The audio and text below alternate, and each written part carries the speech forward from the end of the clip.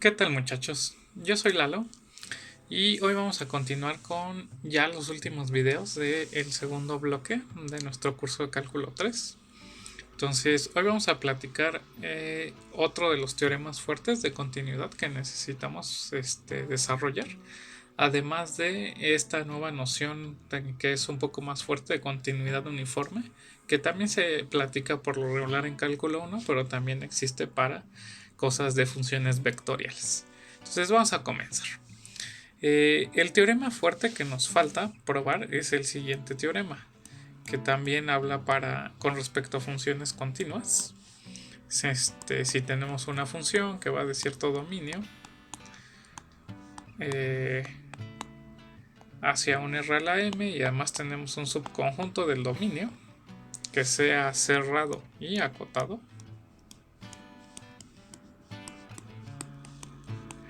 entonces vamos a poder decir que la imagen directa de este conjunto también es cerrado y acotado.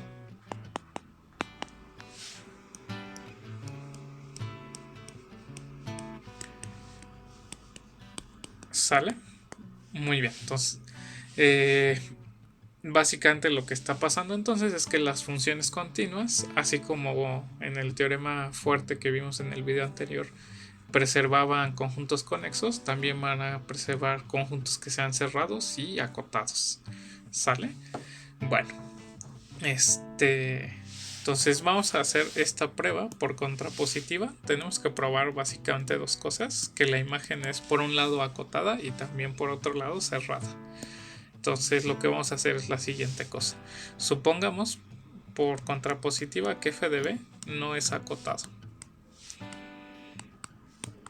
¿Sale? ¿Eso qué quiere decir? Que entonces las normas de este conjunto del f de b para puntitos diferentes podemos hacerlas tan grandes como queramos, ¿no? Entonces lo que vamos a poder hacer es asegurar que existe una sucesión de puntos en f de b, que los puntos de f de b se ven como f de alguien que está en el b. Entonces existe una sucesión f de xk con k en los naturales, tal que las normas de estos vectores las vamos pudiendo hacer más grandes que cualquier número natural. Podemos así decir, pues el f1 va a tener su norma, el f de x1 va a tener su norma mayor que 1, el f de x2 su norma mayor que 2 y así. ¿Sale? Ok, bueno, ahora, esta sucesión de xk, vean que está justamente metida dentro de nuestro conjunto B, ¿sale? Porque pues estamos tomando la sucesión en f de b, ¿ok? Y el conjunto B es acotado. Entonces nosotros vimos cuando estuvimos analizando sucesiones que si teníamos una sucesión que era acotada, entonces tenía que tener forzosamente una subsucesión que fuera convergente, ¿sale? Entonces con esto podemos asegurar que existe subsucesión tal que de esta sucesión, vamos a llamarla xkl, subsucesión convergente, y pues va a ser convergente a algún puntito, ¿no? Va a ser convergente a, digamos, un vector x0, ¿sale? Entonces esta sucesión converge hacia x0 cuando la L se va hacia infinito. Ok, muy bien. Entonces ahora justamente fíjense que esta subsucesión está metida dentro de B, y como B es un conjunto cerrado y este es un elemento límite de una sucesión, aquí B cerrado, podemos asegurar que el x0 debe de vivir en B, ¿sale? ¿Por qué? Pues está esta caracterización que vimos que dice que un puntito está en la cerradura si solo si hay una sucesión convergente hacia ese puntito. Entonces aquí tenemos una sucesión de puntitos en B que converge a X0.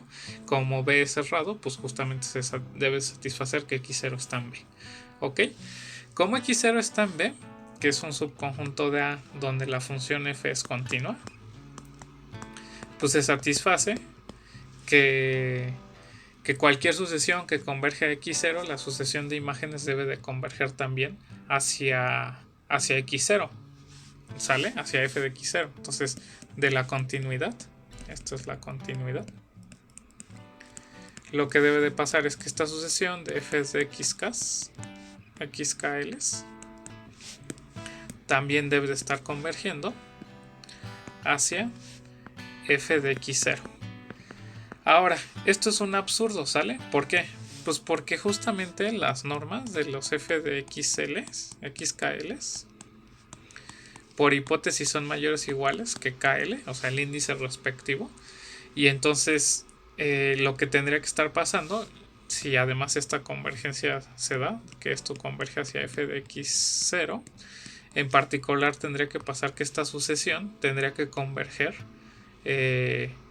bueno, no tendría que converger, más bien como que esta sucesión de números reales está divergiendo porque se va hacia infinito por un lado, pero por otro lado tendría que converger a una cosa finita, que es la norma de este f de X0. Entonces aquí está pasando el absurdo, ¿sale? ¿El absurdo de qué proviene? Pues de haber supuesto que f de b era un conjunto no acotado. Con esas hipótesis pudimos encontrar una sucesión que tenía que converger sus normas hacia una cosa finita, pero que también por otro lado tenía que crecer tanto como quisieras, lo cual eso es un absurdo. ¿Sale? Y aquí utilizamos la hipótesis de que B fuera cerrado, ¿ok? Entonces estamos utilizando la hipótesis de que B es cerrado y acotado. Lo de que fue acotado lo utilizamos para asegurar que existe una subsucesión convergente de esta familia de vectores, ¿no? De los xk. ¿Ok? Entonces con esto concluimos que efectivamente f de B tiene que ser acotado. ¿Sale? Ahora nos falta probar que f de B es cerrado. Entonces para esto pues vamos a utilizar la hipótesis, la caracterización que vimos con sucesiones también. Entonces vamos a tomar una sucesión de puntitos fxk que esté metido en f de B, que sea convergente. ¿Sale? Entonces supongamos que pues, convergen hacia un vector y0. ¿Ok? Cuando k tiende a infinito. Entonces lo que tenemos que probar para ver que es cerrado es que este y0 pertenece también a f de B. ¿Sale? Bueno, ok. Entonces de entrada, esta sucesión de vectores de los xk pues es una sucesión que está en B. ¿Ok? Que es un conjunto cerrado y acotado. Ok, entonces, porque sea acotado, sabemos que existe, de nuevo, una subsucesión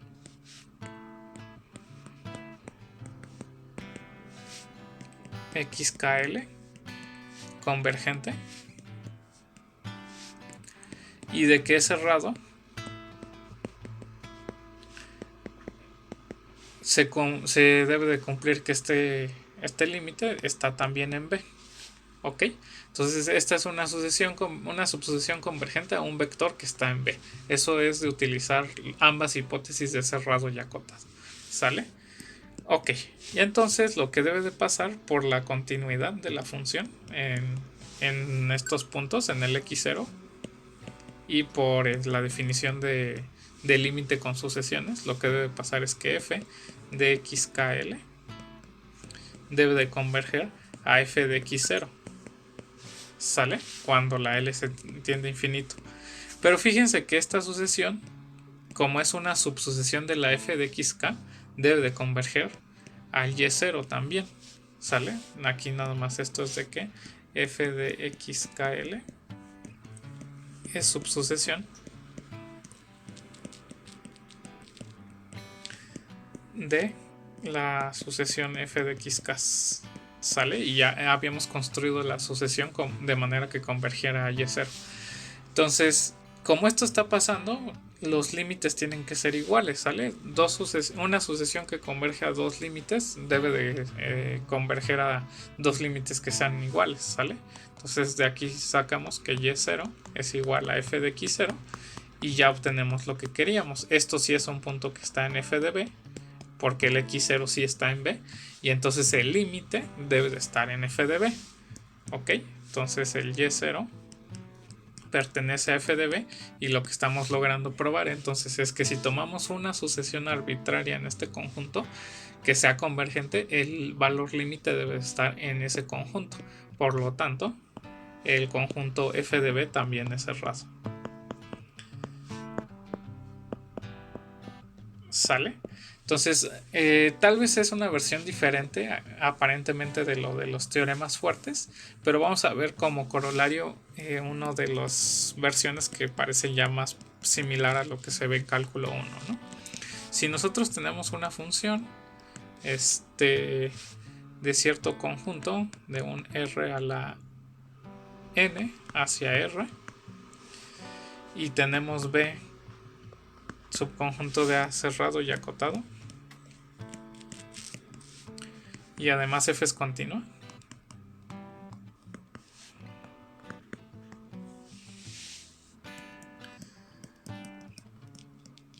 lo que podemos asegurar es la siguiente cosa.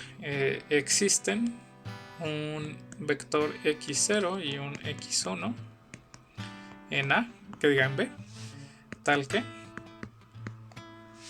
f de x0 es menor o igual que f de y, menor o igual que f de x1,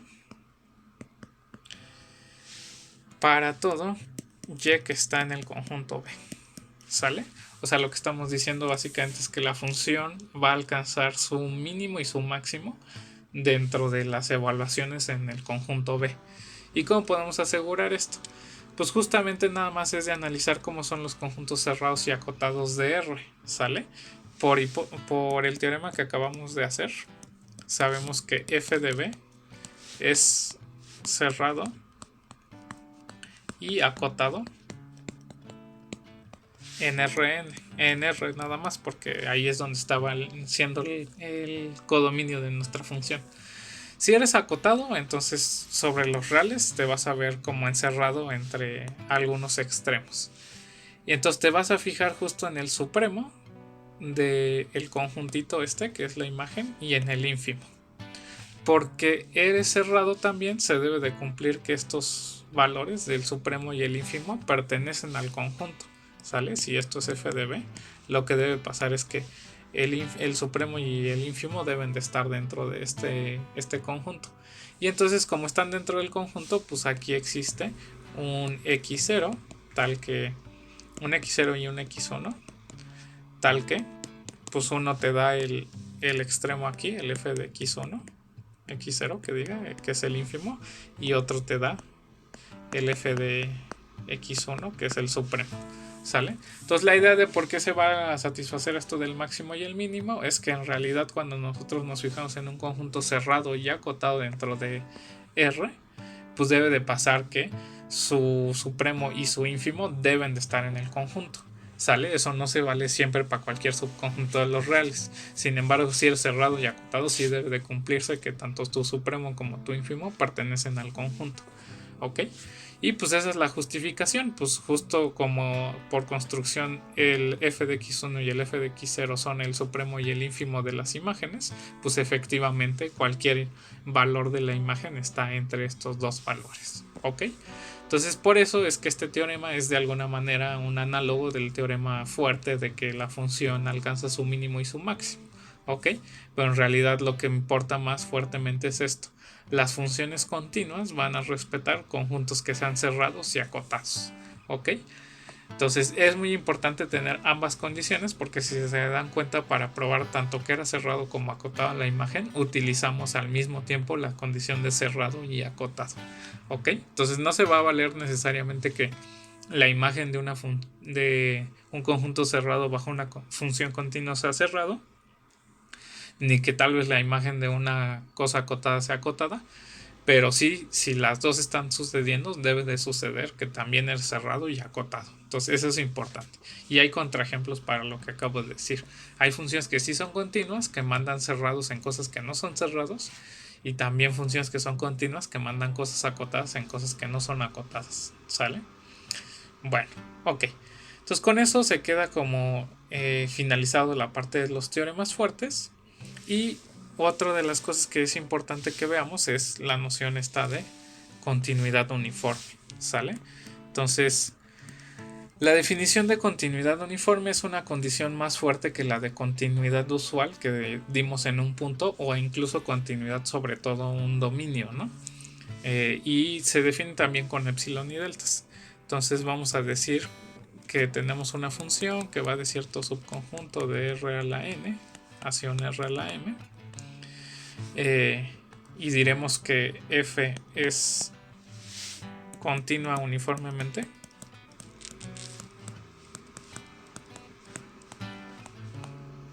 y esa es la definición, si para todo epsilon mayor que 0 existe una delta tal que para todos los vectores x y y que tomemos en el dominio, si x y y distan menos que delta, entonces puedes asegurar que f de x menos f de y es más pequeño que epsilon. Ok, entonces ahorita si vemos la definición parecería que es casi la misma que la de continuidad, pero fíjense que la de continuidad depende de un puntito, ¿sale? Y aquí lo que estamos haciendo no depende de ningún punto, más bien depende de las distancias. Queremos que para toda distancia podamos asegurar que existe un delta positivo, de manera que si dos vectores están suficientemente cercanos, cualesquiera que sean ellos dos, también sus imágenes están suficientemente cercanas. Ok, entonces aquí ya no me importa que un vector esté suficientemente cercano a algún puntito. Aquí va a ser nada más con que dos vectores arbitrarios estén suficientemente cercanos, vaya a poder asegurar que las imágenes también están suficientemente cercanas. Obviamente, pues una función que sea continua uniformemente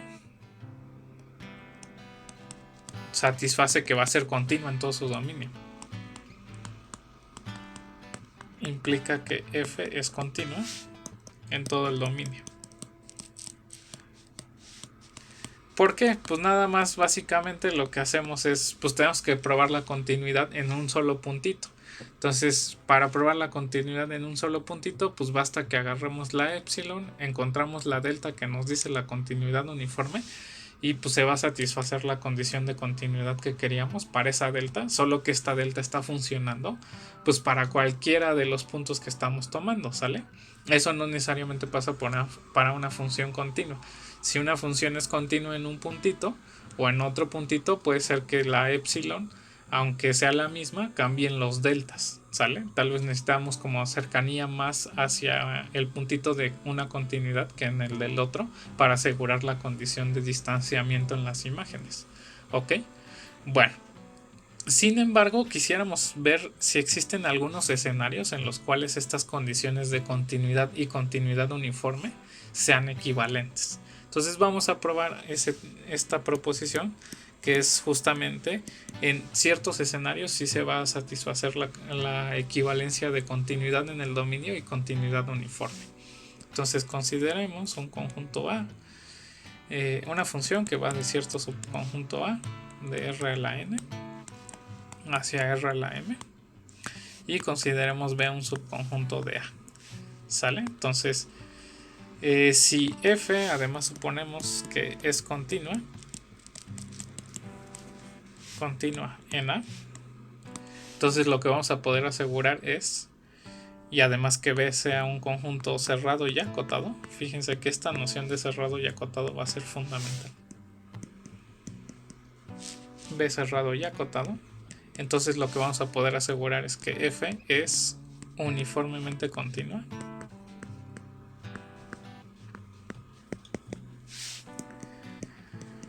sobre B. ¿Sale? que aunque no quedó medio claro acá arriba en la definición, que seas uniformemente continua sobre un conjunto básicamente es que para todo epsilon puedes encontrar la delta tal que esto, pero los vectores estén pues justamente dentro de donde vas a decir que sí se satisface la condición de continuidad uniforme. Entonces aquí sería para el dominio, pero aquí sería básicamente para la función restringida sobre B. ¿Ok? Entonces lo que estamos diciendo es que funciones continuas sobre conjuntos cerrados y acotados van a ser automáticamente uniformemente continuas sobre B. ¿Y cómo va la demostración?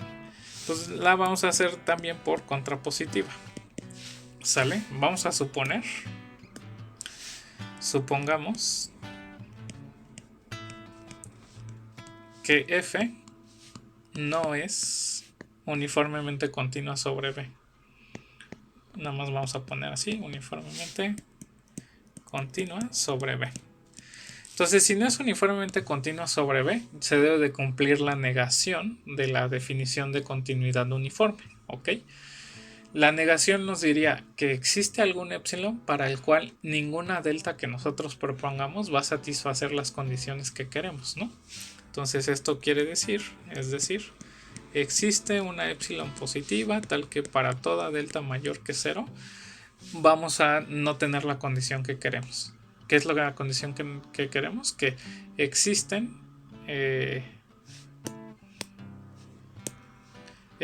vectores, vamos a llamarle x delta y y delta, que están en B, tal que la distancia entre estos dos sí es menor que delta, pero la distancia entre f de x delta y f de y delta es más grande que epsilon. ¿Ok? Eso es la negación. Que para todo, que existe un epsilon de manera que cualquier delta que yo considere voy a poder encontrar candidatos de vectores que sí satisfacen, que están suficientemente cercanos con ese delta, pero que las imágenes no están tan cercanas como epsilon que yo quería. ¿Ok? Bueno, sale pues. Y entonces, ¿qué vamos a hacer? Pues vamos a tratar de llegar a una contradicción. ¿Ok? Entonces vamos a construir una sucesión de vectorcitos para ver que llegamos a una contradicción de cierta cosa. Ok, entonces la sucesión que vamos a crear va a depender justamente de estar variando esta delta. ¿Sale? Entonces la delta la vamos a estar variando siendo primero 1, luego un medio, luego un tercio, y así nos vamos a seguir. Y va a ir variando sobre los recíprocos de los naturales. ¿Ok? Entonces con eso vamos a poder encontrar una sucesión de x que les vamos a poner x1, y1, de manera que se satisface esto cuando delta es 1. Y así en general xk, yk, tales que la norma entre xk menos yk es más pequeño que 1 entre k. ¿Sale? Eso es para la delta justo 1 entre k. Pero que las distancias entre la evaluación de xk y de yk son mayores que este epsilon que estamos obteniendo de la negación de la continuidad uniforme. ¿Ok? Entonces ahora nos vamos a fijar en la sucesión xk. ¿Sale? Esta es una sucesión que vive justamente en el conjunto B, porque ahí es donde construimos los xk y los ysk. Y este es un conjunto cerrado y acotado de nuevo. Entonces, como hicimos en la prueba anterior, justamente, lo que podemos decir es que existe una subsucesión tal que es convergente, subsucesión convergente, xkl a un vector x0, y por ser cerrado y acotado, este vector debe estar en B. ¿Sale? Ok. Bueno, entonces es de nuevo utilizar la condición de que si tengo una sucesión metida en un conjunto cerrado y acotado, pues va a existir una subsucesión convergente donde ese valor límite debe de estar dentro del conjunto. ¿Ok? Bueno, entonces vamos a ver qué pasa con las YKs también. Entonces la cosa que quiero ver es que YK menos el X0, vamos a ver que se va a poder hacer suficientemente pequeña. Entonces YKL menos el X0 por desigualdad del triángulo es menor o igual que la YKL menos el XKL más XKL menos X0. Y nada más es porque interpolamos aquí justamente estos vectorcitos, ¿va? Ahora, por un lado, fíjense que cuando L se va hacia infinito, esto se va a cero, ¿no? Porque justamente estas distancias están siendo más pequeñas o iguales que 1 entre KL, y el KL se va hacia infinito, ¿no? Por ser una subsucesión. Y también por otro lado, esto se tiene que ir hacia cero, porque justo la sucesión XKL converge hacia el X0, que es equivalente a que las normas de estos vectores están yéndose hacia cero. Entonces, como esto se va hacia cero del lado derecho, cuando L tiende a infinito, justo esto se va hacia cero también cuando L tiende a infinito, ¿sale? Es como la ensanguichar una sucesión, ¿ok? Porque acá tenemos obviamente la que es mayor o igual que cero. Entonces eso implica que la sucesión de YKL también debe de converger hacia el X0, ¿sale? Entonces lo que estamos logrando de esto es básicamente a partir de la sucesión XK consideramos una subsucesión XKL que convergían a un vector que está dentro de B, y eso con la condición esta que obtuvimos de la negación de continuidad uniforme nos da en automático que la subsucesión pero con los Y's también debe de converger hacia el X0, ¿ok? Y ahora pues vamos a ver la siguiente cosa, el f de XKL menos f de YKL, pues básicamente es como una álgebra de sucesiones, ¿sale? Como la f es una función continua y cada uno de estas sucesiones están convergiendo hacia x0, ¿sale? Por la continuidad justamente, pues esto de aquí debe de converger completito a pues nada más el álgebra respectiva, además de que la norma ya habíamos probado que era continua. Entonces justo esto debe converger a f de x0 menos f de x0 en norma, que es justamente 0 nada más. Pero por otro lado sabíamos que todos estos números eran mayores que epsilon. Entonces llegaríamos al hacer este proceso en el límite que 0 es más grande que epsilon, que era más grande que 0, lo cual ya es el absurdo que estábamos buscando, ¿sale?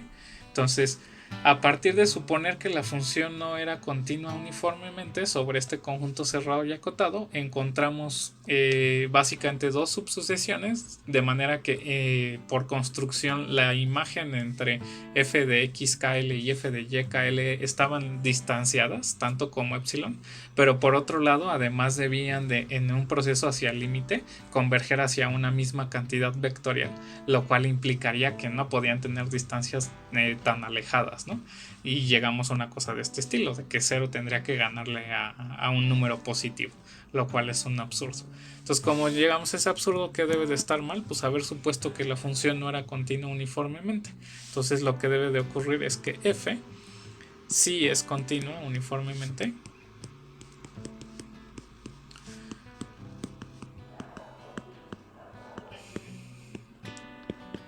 en justamente el conjunto B, ¿sale? Entonces, aunque la noción de continuidad uniforme y la noción de continuidad sobre su dominio no son la misma, porque de hecho la continuidad uniforme es más fuerte, en ciertos dominios sí va a ser cierto que son equivalentes las nociones. Cuando el conjunto B sea un conjunto cerrado y acotado, sí vamos a tener la equivalencia. Para asegurarse que no es equivalente en general, pues pueden tomar la función que es elevar al cuadrado, ¿sale? Que su gráfica se ve como una parábola. Y este es un ejemplo de una función que sí es continua, pero que si la piensan de los reales completitos a los reales, no es continua uniformemente. La idea de por qué no es continua uniformemente básicamente es, fíjense que si como que la parábola empieza a crecer mucho, ¿sale? En ciertos momentos. Entonces, si tú quieres la continuidad, digamos, en un puntito A, por acá anda la evaluación, que es A cuadrada. Tú quieres asegurar para cierto epsilon, por acá, que puedes aquí encontrar una distancia delta, de manera que la función en este intervalito, o sea que si los x distan de a menos que delta, pues también sus imágenes van a distar de a cuadrada menos que epsilon, ¿va? Sin embargo, como la parábola empieza a crecer, de repente, fíjense, si digamos estabas centrado aquí y querías quedarte metido en esta franja, como que estas proyecciones, como que cada vez se tienen que estar haciendo más pequeñitas, ¿sale? Entonces, cuando quiero para una A encontrar para la epsilon una delta, pues la delta se va a tener que hacer más chiquita, cada vez más pequeña, si los A se empiezan a crecer, ¿sale? Entonces, cuando A se empieza a ir más grande, las deltas se van haciendo más pequeñas. Eso quiere decir que no podemos para una epsilon fija encontrar una delta que funcione para todos los puntos, ¿sí? Entonces, como que la continuidad en un punto necesitas irle cambiando la delta, porque cada vez, dependiendo de si ya es más grandota, ya sea positiva o más negativa, como que la delta se tiene que ir haciendo cada vez más y más pequeña. Entonces no vamos a encontrar una delta que funcione para todos los epsilon, ¿ok? Entonces por eso no se vale que la función x al cuadrado es continua uniformemente cuando hablamos en todo el dominio, porque justamente las deltas se tienen que hacer cada vez más pequeñas. Ahora, entonces como que teniendo en cuenta eso, vamos a poder introducir en el siguiente video la noción de conjuntos compactos.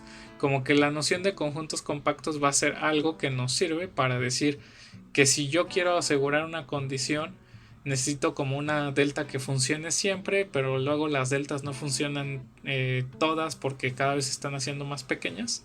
Pero en el caso de conjuntos compactos vamos a poder asegurar que sí existe una delta que es como la más pequeña, que ya va a asegurar que funciona para todo. ¿Ok? Entonces, bueno, eso se va a quedar pendiente para el siguiente video. De mi parte sería todo y nos vemos en el próximo video.